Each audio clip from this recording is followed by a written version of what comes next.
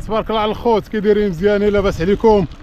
صباح جميل جدا مع ممارسة الرياضة وهدوء الطبيعة ومنظر شروق الشمس. هي الدراجة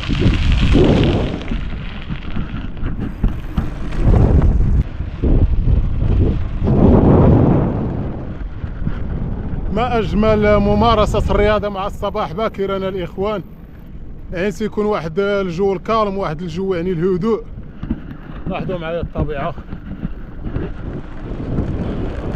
راه واحد الإخوان جايين كيجريو ما شاء الله. الخوت صحة وراحة، الرياضة زوينة الخوت، بالخصوص في الصباح باكرا تيكون واحد الهواء نقي، واحد الجو رائع جدا.